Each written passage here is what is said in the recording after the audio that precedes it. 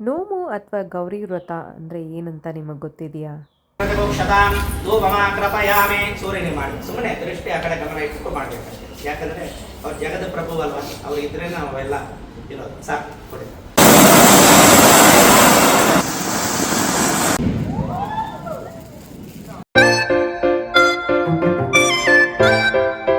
Hey guys, welcome back to my YouTube channel. ಮೊದಲಿಗೆ ಎಲ್ಲರಿಗೂ ದೀಪಾವಳಿ ಹಬ್ಬದ ಹಾರ್ದಿಕ ಶುಭಾಶಯಗಳು. ನಾನು ದೀಪಾವಳಿ ಹಬ್ಬದ್ದು ಬೆಳಿಗ್ಗೆ ಎದ್ದ ತಕ್ಷಣ ಮನೆಯೆಲ್ಲ ಸ್ವಚ್ಛಗೊಳಿಸಿ ದೇವ್ರ ಮನೆಯಲ್ಲಿ ಪೂಜೆ ಎಲ್ಲ ಮುಗಿಸ್ಕೊಂಡು ಅಮ್ಮ ಮನೆಗೆ ಹೋಗ್ತೀವಿ. ಯಾಕಂದರೆ ನಮ್ಮಮ್ಮ ಮನೆಯಲ್ಲಿ ನೋವಿದೆ, ನಮ್ಮ ಗಂಡನ ಮನೆಯಲ್ಲಿ ನೋವಿಲ್ಲ. ಸೊ ಹಾಗಾಗಿ ನೋವಿಗೋಸ್ಕರ ನಾವು ಅಮ್ಮ ಮನೆಗೆ ದೀಪಾವಳಿ ಆಚರಣೆ ಮಾಡೋದಕ್ಕೆ ಹೋದ್ವಿ. ಸೊ ಅಮ್ಮಗೆ ಸ್ವಲ್ಪ ಎಲ್ಲ ಹೆಲ್ಪ್ ಮಾಡ್ತಾ ಅದಾದಮೇಲೆ ನಿಮಗೆ ನೋವು ಬಗ್ಗೆ ತುಂಬ ಜನಕ್ಕೆ ಗೊತ್ತಿರುತ್ತೆ. ಯಾಕಂದರೆ ಮೇಯ್ನು ಕರ್ನಾಟಕ ಅಥವಾ ಆಂಧ್ರ ಕಡೆಯಲ್ಲಿ ಸ್ವಲ್ಪ ಮನೆಗಳಲ್ಲಿ ಮಾತ್ರ ಈ ನೋಮು ಅನ್ನೋ ಪದ್ಧತಿ ಇರುತ್ತೆ. ಅದರಲ್ಲಿ ತಂಗಲ್ ಕಜ್ಜಾಯ ಮತ್ತು ಹೊಸ ಕಜ್ಜಾಯ ಅಂತ 2 ವಿಧ ಇರುತ್ತೆ. ಈ ನೋಮು ಅನ್ನೋದ್ರ ತಿಳ್ಕೊಳ್ಳೋದಕ್ಕಿಂತ ಮುಂಚೆ ನೋಮಿಗೆ ಬೇಕಾಗಿರೋ ಪದಾರ್ಥಗಳನ್ನ ತಿಳ್ಕೊಳ್ಳೋಣ. ಒಬ್ಬೊಬ್ಬರ ಮನೆಯಲ್ಲಿ ಒಂದೊಂದು ವಿಧ ಇರುತ್ತೆ ನೋಮಿಗೆ. ನಮ್ಮ ಮನೆಯಲ್ಲಿ ಯಾವ ರೀತಿ ಮಾಡೋದನ್ನು ನಾನು ನಿಮಗೆ ತಿಳಿಸ್ಕೊಡ್ತೀನಿ. ಇದು ಆಲ್ರೆಡಿ ನಿಮ್ಮ ಮನೆಯಲ್ಲಿ ನೀವು ಮೊದಲಿಂದ ಮಾಡ್ತಿದ್ರೆ ಕಂಟಿನ್ಯೂ ಮಾಡ್ಬೋದು. ಸೊ ಹೊಸದಾಗಿ ಏನು ಆ್ಯಡ್ ಆನ್ ಮಾಡೋದು ಬೇಡ. ಬಟ್ ಗೊತ್ತಿಲ್ಲದಿರೋರಿಗೆ ತಿಳ್ಕೊಳ್ಳೋದಕ್ಕೆ ಈ ವಿಡಿಯೋನ ಮಾಡ್ತಿದ್ದೀನಿ. ಸೊ ನೋಮಿಗೆ 2 ಹೊಸ ಮರ ತೊಗೊಂಡು ಅದನ್ನು ವಾಶ್ ಮಾಡಿ ನೀಟಾಗಿ ಅದಕ್ಕೆ ಗಂಧ, ಅರಿಶಿನ, ಕುಂಕುಮ ಇಟ್ಟು ಒಂದು ಬಾಳೆ ಎಲೆ ಮೇಲೆ 2 ತೆಂಗಿನಕಾಯಿ, ಪೂಜೆಗೆ ಬೇಕಾಗಿರೋ ಸಾಂಬ್ರಾಣಿ ಕಡ್ಡಿ, ಕರ್ಪೂರ, ಅರಿಶಿನ, ಕುಂಕುಮ ಮತ್ತು ಮುಖ್ಯವಾಗಿ ನಾವು ವೀಳ್ಯದೆಲೆಯಲ್ಲಿ ನಾವು ಅಡಿಕೆ ಇಡುವಾಗ ಬೊಟ್ಲು ಅಡಿಕೆ ಅಂತ ಬರುತ್ತೆ. ಸೊ ಅದನ್ನು ಇಡಬೇಕಾಗತ್ತೆ. ಅದೇ ವೀಳ್ಯದೆಲೆಯಲ್ಲಿ ಅರಿಶಿನದ ಕೊಂಬು 11 ಅರಿಶಿನದ ಕೊಂಬು ಅಥವಾ 9 ಅರಿಶಿನದ ಕೊಂಬನ್ನು ಇಡಬೇಕಾಗತ್ತೆ. ಮತ್ತು ಅಡಿಕೆ ನೀವು ಇಡ್ತಿದ್ರೆ ಈ ರೀತಿ ಬೊಟ್ಲು ಅಡಿಕೆ 21 ಅಥವಾ 11 ಬೊಟ್ಲು ಅಡಿಕೆನ ಇಟ್ಟು ಅದರಲ್ಲಿ ಅರಿಶಿನದ ಕೊಂಬನ್ನು ಇಡಬೇಕಾಗತ್ತೆ. ಪೂಜೆ ಸಾಮಾನು ಜೊತೆ ನೀವು ಹಳೆ ನೋಮ್ದಾರನ ಇಡಬೇಕಾಗತ್ತೆ. ಇದು ಮುಖ್ಯವಾಗಿ ಏನಕ್ಕಪ್ಪ ಅಂತಂದರೆ ಇದನ್ನು ನಾವು ದೇವಸ್ಥಾನದಲ್ಲಿ ಕೊಡಬೇಕಾಗತ್ತೆ. ಅಂದರೆ ಹಿಂದಿನ ವರ್ಷ ನಾವು ಕಟ್ಕೊಂಡಿದ್ದ ನೋಮ್ದಾರನ ಅದನ್ನು ತೊಗೊಳ್ಬೇಕು. ಮತ್ತು ಈ ವರ್ಷ ಹೊಸದಾಗಿ ತೊಗೊಂಡಿರೋ ನೋಮ್ದಾರನ ಇದನ್ನು ಪೂಜೆ ಮಾಡಿಸ್ಕೊಂಡು ಆಮೇಲೆ ಕೈಗೆ ಕಟ್ಕೊಳ್ಬೇಕಾಗತ್ತೆ. ಸೊ ಕೈಗೆ ಕಟ್ಕೊಂಡು 3 ದಿನ ನಾವು ಹಾಗೆ ಇಟ್ಕೊಂಡು 3ನೇ ದಿನ ಆದಮೇಲೆ ನಾವು ಅದನ್ನು ಬಿಚ್ಚಬೇಕಾಗತ್ತೆ. ನಾವು ಕಾರ್ತಿಕ್ ಸೋಮವಾರದಲ್ಲಿ ನಾನ್ ವೆಜ್ ತಿಂದೇ ಇರೋದ್ರಿಂದ ನಾವು 3 ದಿನ 5 ದಿನ ಇಟ್ಕೊಂಡಿರ್ತೀವಿ. ಸೊ ಅದಾದಮೇಲೆ ಕೈಯಲ್ಲಿ ಬಿಚ್ಚಿಬಿಟ್ಟು ಸೊ ನಾವು ದೇವ್ರ ಮನೇಲಿ ಒಂದು ಮೂಲೆಯಲ್ಲಿ ಎಲ್ಲಾದರೂ ಇಟ್ಟಿರ್ತೀವಿ. ಸೊ ನೆಕ್ಸ್ಟ್ ಇಯರು ಅದನ್ನು ನಾವು ಮತ್ತೆ ದೇವಸ್ಥಾನದಲ್ಲಿ ರಿಟರ್ನ್ ಕೊಡ್ತೀವಿ. ಇನ್ನು ಹೊಸ ನೋಮ್ದಾರ, ಹಳೆ ನೋಮ್ದಾರ, ಬಾಳೆಹಣ್ಣು, ಮುಖ್ಯವಾಗಿ ನೀವು ಮಾಡಿರೋ ಕಜ್ಜಾಯನ ನಿಮಗೆ ಎಷ್ಟು ಬೇಕೋ ಅಷ್ಟು ಕಜ್ಜಾಯನ ಇಟ್ಟು ನೀವು ಪೂಜೆಗೆ ತಗೊಂಡು ಹೋಗ್ಬೋದು. ಇದು ಎಲ್ಲ ದೇವಸ್ಥಾನದಲ್ಲೂ ಈ ಗೌರಿ ಪೂಜೆ ನಡೆಯುತ್ತಾ ಅಂದರೆ ಇಲ್ಲ. ನಿಯರೆಸ್ಟ್ ಗಣೇಶನ ದೇವಸ್ಥಾನ ಅಥವಾ ಈಶ್ವರನ ದೇವಸ್ಥಾನ ನಿಮ್ಮ ಮನೆ ಹತ್ರ ಯಾವ ದೇವಸ್ಥಾನ ಇದೆಯೋ ಅಲ್ಲಿ ಒಂದ್ಸತಿ ಮುಂಚೆನೇ ತಿಳ್ಕೊಂಡು ಯಾವ ದಿನ ನೋಮಿರುತ್ತೆ ಅಂತ ತಿಳ್ಕೊಂಡು ನೀವು ಮಾಡಬೇಕಾಗತ್ತೆ. ಸೊ ಈಗ ನೋಮಿಗೆ ಬೇಕಾಗಿರೋ ಪ್ರತಿಯೊಂದು ಐಟಮು ನಾವು ತೊಗೊಂಡಿದ್ದೀವಿ. ಇದನ್ನ ಮತ್ತೊಂದು ಬಾಳೆ ಎಲೆಯಲ್ಲಿ ಮುಚ್ಚಿಬಿಟ್ಟು ನಾವು ಈಗ ದೇವಸ್ಥಾನಕ್ಕೆ ತೊಗೊಂಡೋಗೋಣ ಬನ್ನಿ. ಈ ನೋಮನ್ನು ಪ್ರತಿಯೊಬ್ಬರು ಆಚರಿಸ್ಬೇಕಾ ಅಥವಾ ಆಚರಿಸ್ತಾರಾ ಅಂತಂದರೆ ಇಲ್ಲ. ಅವರು ತಲೆಮಾರಿಂದ ಆಚರಿಸ್ಕೊಂಡು ಬಂದಿದ್ರೆ ಅದನ್ನು ಅವರು ಕಂಟಿನ್ಯೂ ಮಾಡ್ಕೊಂಡು ಹೋಗಬೇಕಾಗತ್ತೆ. ಅಥವಾ ಇಲ್ಲ ನಾನು ಫಸ್ಟ್ ಟೈಮ್ ಸ್ಟಾರ್ಟ್ ಮಾಡಬೇಕು ಅಂತಂದರೆ ಆ್ಯಕ್ಚುಲಿ ಇದಕ್ಕೆ ತುಂಬ ಪ್ರೊಸೀಜರ್ಸ್ ಇದೆ. ಅದನ್ನು ಸ್ಟಾರ್ಟ್ ಮಾಡೋದಕ್ಕೆ ಮುಂಚೆ ಪ್ರೊಸೀಜರ್ಸ್ನೆಲ್ಲ ತಿಳ್ಕೊಂಡು ಅದಾದಮೇಲೆ ಸ್ಟಾರ್ಟ್ ಮಾಡ್ಕೊಳ್ಳಿ. ನೋಮಿಗೆ ಅಂತ ಬಂದಿರೋ ಪ್ರತಿಯೊಬ್ಬರು ಮಹಿಳೆಯರ ಕೈಲೂ ಅವರು ಪೂಜೆನ ಮಾಡಿಸ್ತಾರೆ. ಮೊದಲಿಗೆ ಗಣಪತಿ ಪೂಜೆ ಆದಮೇಲೆ ಈಗ ಸರ್ವನಾಮಾವಳಿ ಮಾಡ್ತಾರೆ. ಸೊ ಬನ್ನಿ ಈ ವಿಡಿಯೋದಲ್ಲಿ ನಾನು ನಿಮಗೆ ತಿಳಿಸ್ಕೊಡ್ತೀನಿ.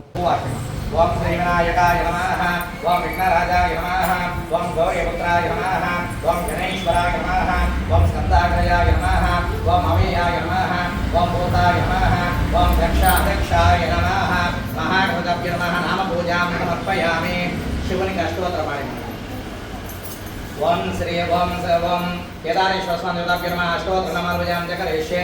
ಓಂ ಶಿವಾಯ ನಮಃ, ಓಂ ಮಹೇಶ್ವರಾಯ ನಮಃ, ಓಂ ಶಂಭವೇ ನಮಃ, ಓಂ ವಿನಾಯಕನೇ ನಮಃ, ಓಂ ಜಯಕರಾಯ ನಮಃ, ಓಂ ವಾಮದೇವಾಯ ನಮಃ, ಓಂ ವಿರೂಪಾಕ್ಷಾಯ ನಮಃ, ಓಂ ಕವರ್ಧನೇ ನಮಃ, ಓಂ ನೀಲಲೋಹಿತಾಯ ನಮಃ, ಓಂ ಶಂಕರಾಯ ನಮಃ, ಓಂ ಶೂಲವಾನವೇ ನಮಃ, ಓಂ ಕಟಗ್ನೇ ನಮಃ, ಓಂ ವಿಷ್ಣುವಲ್ಲಭಾಯ ನಮಃ, ಓಂ ಶಿವವೇಷ್ಟಾಯ ನಮಃ, ಓಂ ಅಂಬಿಕಾನಾಥಾಯ ನಮಃ, ಓಂ ಭವಾಯ ನಮಃ, ಓಂ ಶರ್ವಾಯ ನಮಃ, ಓಂ ತ್ರಿಲೋಕೇಶಾಯ ನಮಃ, ಓಂ ಶಿತಿಕಂಠಾಯ ನಮಃ, ಓಂ ಶಿವಪ್ರಿಯಾಯ ನಮಃ, ಓಂ ರುದ್ರಾಯ ನಮಃ, ಓಂ ಕವರ್ಧನೇ ನಮಃ, ಓಂ ಕಮಾರಯ ನಮಃ, ಓಂ ಮದಕಾಸುರಸೂದರಾಯ ನಮಃ, ಓಂ ಗಂಗಾಧರಾಯ ನಮಃ, ಓಂ ಲಲಾಟಾಕ್ಷಾಯ ನಮಃ, ओम कालाकालाय नमः ओम कृपालये नमः ओम भीमाय नमः ओम वरदहस्ताय नमः ओम मृगवाहनाय नमः ओम जटाधराय नमः ओम कैलासवासिने नमः ओम कवचने नमः ओम कठोराय नमः ओम त्रिपुरान्तकाय नमः वृषभाय नमः वृषभारूढाय नमः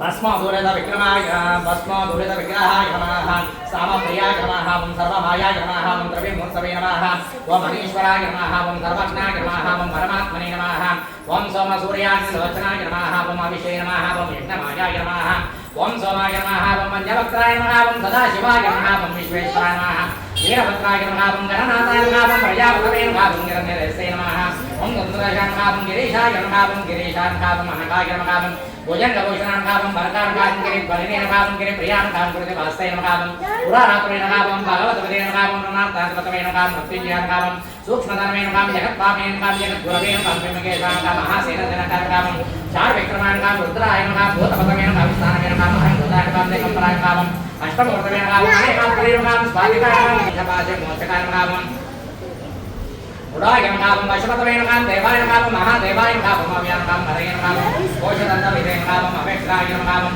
चक्षत्पराहाय नमः पराय नमः ओम मकनेत्रविदे नमः ओम अवेक्षाय नमः ओम सहस्राक्षरपदस्रवदे नमः ओम वर्तप्रदाय नमः अनन्ताय नमः ओम तारकाय नमः परमेश्वराय नमः ओम केदारेश्वर स्वामी देवताभ्यो नमः अष्टोत्तरनामावली ಈಗ ದೀಪಾವಳಿ ನೋಮು ಆಚರಣೆ ಇಂದಿನ ಹಲವು ಕಾರಣಗಳನ್ನ ತಿಳ್ಕೊಳ್ಳೋಣ ಬನ್ನಿ. ಈ ವ್ರತನ ಪಾರ್ವತಿ ದೇವಿ ಶ್ರದ್ಧೆಯಿಂದ ಆಚರಿಸಿದ ಕಾರಣ ಶಿವ ಅವರಿಗೆ ತಮ್ಮ ಅರ್ಧ ದೇಹನ ಕೊಡ್ತಾರೆ. ಇದು ಅರ್ಧನಾರೀಶ್ವರ ಸ್ವರೂಪಕ್ಕೆ ಕಾರಣ ಆಗತ್ತೆ. ಈ ನೋಮನ್ನು ದೇವಾನುದೇವತೆಗಳು ಸೇರಿದಂತೆ ಹಲವಾರು ಜನರು ತಮ್ಮ ಒಳಿತಿಗಾಗಿ ಮಾಡ್ತಾರೆ ಅನ್ನೋ ನಂಬಿಕೆ ಇದೆ. ದೀಪಾವಳಿ ಸಮಯದಲ್ಲಿ ಕೇದಾರ ಗೌರಿ ವ್ರತ ಆಚರಣೆ ಮಾಡೋದ್ರಿಂದ ಭಕ್ತರು ಶಿವ ಮತ್ತು ಪಾರ್ವತಿ ಆಶೀರ್ವಾದ ಪಡಿತಾರೆ ಮತ್ತು ಇದರಿಂದ ಅವರಿಗೆ ಸಂಪತ್ತು ಸಂತೋಷ ಎಲ್ಲನೂ ತರುತ್ತೆ ಅನ್ನೋ ನಂಬಿಕೆ ಇದೆ. ದೀಪಾವಳಿ ಅಮಾವಾಸ್ಯೆಯಂದು ಸಮೃದ್ಧಿ ಮತ್ತು ಸಂಪತ್ತಿನ ದೇವತೆಯಾದ ಲಕ್ಷ್ಮೀ ದೇವಿಗೆ ಪೂಜೆ ಮಾಡ್ತಾರೆ. ಈ ರೀತಿ ಪೂಜೆ ಮಾಡೋದ್ರಿಂದ ಲಕ್ಷ್ಮಿಯ ಕೃಪೆಗೆ ನಾವು ಪಾತ್ರರಾಗಿ ನಮ್ಮ ಮನೆಯಲ್ಲಿ ಧನ ಸಂಪತ್ತು ಮತ್ತು ಸಂತೋಷ ಸದಾಕಾಲ ನೆಲೆಸಿರುತ್ತೆ ಅನ್ನೋದು ನಂಬಿಕೆ. ಆದ್ದರಿಂದ ಮನೆಯ ಎಲ್ಲ ಕುಟುಂಬದವರು ವಿಶೇಷವಾಗಿ ಮಹಿಳೆಯರು ಈ ದಿನ ಉಪವಾಸ ಇದ್ದು ಮನೆಯಲ್ಲಿ ಸಮೃದ್ಧಿ ತರಲಿ ಅಂತ ಪ್ರಾರ್ಥಿಸಿ ಮಾಡೋ ಪೂಜೆನೇ ಲಕ್ಷ್ಮೀ ಪೂಜೆ ಅಥವಾ ಕೇದಾರ ವ್ರತ ಅಂತ ಹೇಳ್ತಾರೆ. ಇನ್ನು ದೀಪಾವಳಿ ನೋಮನ್ನ ಆಚರಣೆ ಮಾಡೋದು ಒಬ್ಬೊಬ್ಬರು ಒಂದೊಂದು ರೀತಿ ಮಾಡ್ತಾರೆ. ನಮ್ಮ ಕಡೆ 2 ರೀತಿ ಇದೆ. ಒಂದು ತಂಗಲ್ ಕಜ್ಜಾಯ ನೋಮು, ಒಂದು ಬಿಸಿ ಕಜ್ಜಾಯ ನೋಮು ಅಂತ. ನಾನು ನಿಮಗೆ ಈಗ ತಿಳಿಸ್ಕೊಡ್ತಿರೋದು ಎಲ್ಲ ಬಂದ್ಬಿಟ್ಟು ಬಿಸಿ ಕಜ್ಜಾಯದ ನೋಮು ಯಾವ ರೀತಿ ಆಚರಣೆ ಮಾಡ್ತಾರೋ ಸೊ ಆ ರೀತಿ ನಾನು ಈಗ ನಿಮಗೆ ತಿಳಿಸ್ಕೊಡ್ತಿದ್ದೀನಿ. ಈ ನೋಮಲ್ಲಿ ಮತ್ತೊಂದು ವಿಶೇಷತೆ ಏನಪ್ಪ ಅಂದರೆ ನೋಮಿನ ದಾರ. ಇದು ಗಂಟು ಹಾಕಿದ ದಾರ ಅಂತಾರೆ. ಸೊ ಇದನ್ನು ನಾವು ದೇವ್ರ ಹತ್ರ ಇಟ್ಟು ಪೂಜೆ ಮಾಡಿ ಪೂಜೆಯ ನಂತರ ಅದನ್ನು ಕೈಗೆ ಕಟ್ಕೊಳ್ಳೋದ್ರಿಂದ ಕುಟುಂಬ ರಕ್ಷಣೆ ಮತ್ತು ಒಟ್ಟಾಗಿರಲಿ ಮತ್ತು ಸಂತೋಷವಾಗಿರಲಿ ಸದಾಕಾಲ ನೆಮ್ಮದಿಯಿಂದ ಇರಲಿ ಅನ್ನೋದು ಇದರ ಸಂಕೇತವಾಗಿರುತ್ತೆ. ನೋಮು ಆಚರಣೆ ಮಾಡೋ ಇಂದಿನ ಉದ್ದೇಶ ಇಷ್ಟೇ. ಏನಪ್ಪ ಅಂದರೆ ಕೆಟ್ಟದ್ದರ ಮೇಲೆ ಒಳ್ಳೆಯದರ ಜಯ ಯಾವಾಗಲೂ ಆಗ್ತಿರಲಿ. ಸೊ ಹಾಗಾಗಿ ನಮ್ಮ ಸಮೃದ್ಧಿ ಮತ್ತು ಒಳ್ಳೆಯ ಆರೋಗ್ಯಕ್ಕಾಗಿ ನಾವು ಪ್ರಾರ್ಥನೆ ಮಾಡೋ ಒಂದು ರೂಪ ಅಂತ ಹೇಳ್ತಾರೆ. ನೋಮು ಒಬ್ಬೊಬ್ಬರ ಮನೇಲಿ ಒಂದೊಂದು ರೀತಿ ಮಾಡ್ತಾರೆ.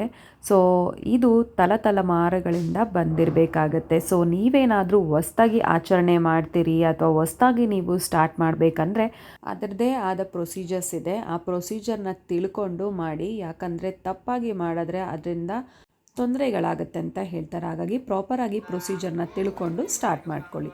ಪೂಜೆ ಎಲ್ಲ ಮುಗಿದ್ಮೇಲೆ ನಮ್ಮದು ಹಳೆ ನೋಮನ್ನ ದೇವ್ರ ಹತ್ರ ಕೊಟ್ವಿ. ಪೂಜೆ ಸಾಮಾನೆಲ್ಲ ದೇವ್ರ ಹತ್ರ ಕೊಟ್ಟು ಸೊ ಹೊಸ ನೋಮಿಗೆ ಪೂಜೆ ಮಾಡಿಸ್ಕೊಂಡು ಈಗ ನಾವು ಮನೆಗೆ ಹೊರಡ್ತಾ ಇದ್ದೀವಿ.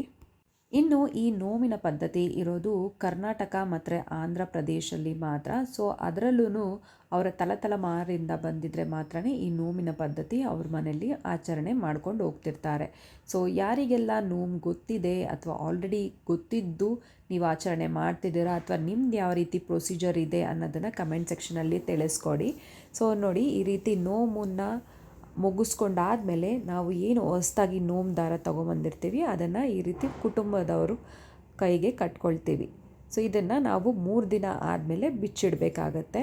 ಸೊ ನಾನು ಆಗಲೇ ಹೇಳ್ದಂಗೆ ನಾನ್ ವೆಜ್ ತಿನ್ನೋರು ಇದನ್ನು ನಾನ್ ವೆಜ್ ತಿನ್ನೋಕ್ಕಿಂತ ಮುಂಚೆ ಬಿಚ್ಚಿಟ್ಬಿಟ್ಟು ತಿನ್ನಬೇಕಾಗತ್ತೆ. ನಾವು ಕಾರ್ತಿಕ್ ಸೋಮವಾರ ಆಗಿರೋದ್ರಿಂದ ಈಗ ನಾವು ನಾನ್ ವೆಜ್ ತಿಂದೇ ಇರೋದ್ರಿಂದ ಸೊ 3 ಡೇಸ್ 5 ಡೇಸ್ ಆ ರೀತಿ ಇಟ್ಕೊಳ್ಬೋದು. ಸೊ ಕಂಪ್ಲೀಟ್ ನೀವೀಗ ವ್ರತದ ಬಗ್ಗೆ ತಿಳ್ಕೊಂಡ್ರಲ್ಲ. ಸೊ ನಾವು ಪೂಜೆ ಎಲ್ಲ ಮುಗಿಸ್ಕೊಂಡು ಈಗ ದೀಪಾವಳಿ ಹಬ್ಬದ ರೀಲ್ಸ್ ಮಾಡೋದಕ್ಕೆ ಅಂತ ಅಂದ್ಬಿಟ್ಟು ನಾವು ವಿಡಿಯೋ ಶೂಟ್ಸ್ನ ಸ್ಟಾರ್ಟ್ ಮಾಡಿದ್ವಿ. ಸೊ ಇದು some of the clippings of our video shoots. So ನೀವು ದೀಪಾವಳಿ ಹಬ್ಬ ಆಚರಣೆ ಮಾಡ್ತೀರಾ ಅಂತಂದರೆ ನಿಮಗೆ ನೋವಿದೆಯಾ? ನೋವಿದ್ದರೆ ನೀವು ಯಾವ ರೀತಿ ಆಚರಣೆ ಮಾಡ್ತೀರಾ? ನಿಮ್ಮ ನೋವಿನ ಹೆಸರೇನು? ಯಾಕಂದರೆ ನಮ್ಮ ಕಡೆಯಿಂದ ಬಂದುಬಿಟ್ಟು ತಂಗಲ್ ಕಜ್ಜಾಯ ಅಥವಾ ಬಿಸಿ ಕಜ್ಜಾಯ ಅಂತ ಮಾಡ್ತೀವಿ. ಸೊ ನಾವು ಬಿಸಿ ಕಜ್ಜಾಯದ ಫಾರ್ಮಾಲಿಟೀಸ್ನ ನಾವು ಫಾಲೋ ಮಾಡಿಕೊಂಡು ಮಾಡ್ತೀವಿ. ಸೊ ನಿಮ್ಮ ಕಡೆ ಯಾವ ರೀತಿ ಪದ್ಧತಿ ಇದೆ, ಯಾವ ಥರ ಪ್ರೊಸೀಜರ್ ಇದೆ ಅನ್ನೋದನ್ನು ತಿಳಿಸ್ಕೊಡಿ. ಸೊ ನಾವು ಪೂಜೆ ಎಲ್ಲ ಮುಗಿಸ್ಕೊಂಡು ಪಟಾಕಿ ಎಲ್ಲ ಹೊಡೆದಾದ್ಮೇಲೆ ನಾನು ಮನೆಗೆ ಹೋಗೋಕ್ಕಿಂತ ಮುಂಚೆ ಬಂಡಿ ಮಕ್ಕಳಮ್ಮ ದೇವಸ್ಥಾನಕ್ಕೆ ಬಂದೆ. ಸೊ ಇಲ್ಲಿ ಬಂದು ದರ್ಶನ ಎಲ್ಲ ಮುಗಿಸ್ಕೊಂಡು ಹಬ್ಬ ಆಗಿದ್ದರಿಂದ ಕಂಪ್ಲೀಟ್ ಖಾಲಿ ಇತ್ತು. ಸೊ ಯಾವುದೇ ರೀತಿಯಾದ ರಶ್ ಇರಲಿಲ್ಲ. ಸೊ ನಾವು ದರ್ಶನ ವಿತಿನ್ 5 ಮಿನಿಟ್ಸಲ್ಲೇ ಮುಗಿಸ್ಕೊಂಡು ಮತ್ತೆ ನಾವು ನಮ್ಮ ಅಪಾರ್ಟ್ಮೆಂಟ್ಗೆ ಬಂದ್ವಿ. ಸೊ ಇಲ್ಲಿ ಬಂದು ಅಪ್ಪು ಅವರ ಫ್ರೆಂಡ್ಸ್ ಜೊತೆ ಎಲ್ಲ ಪಟಾಕಿ ಎಲ್ಲ ಹೊಡೆದು. ಸೊ ಇದು ಇವತ್ತಿನ ವ್ಲಾಗ್ ಆಗಿತ್ತು. ಸೊ ನಿಮ್ಮ ದೀಪಾವಳಿ ಆಚರಣೆ ಹೇಗಿತ್ತು ಅಂತ ಕಮೆಂಟ್ ಸೆಕ್ಷನಲ್ಲಿ ತಿಳಿಸ್ಕೊಡಿ. ಸೊ ಇಲ್ಲಿಗೆ ನನ್ನ ವಿಡಿಯೋನ ಮುಗಿಸ್ತಾ ಸೊ ಮುಂದಿನ ವಿಡಿಯೋದಲ್ಲಿ ಸಿಗೋಣ. ಧನ್ಯವಾದಗಳು. ಮತ್ತೊಮ್ಮೆ ದೀಪಾವಳಿ ಹಬ್ಬದ ಹಾರ್ದಿಕ ಶುಭಾಶಯಗಳು.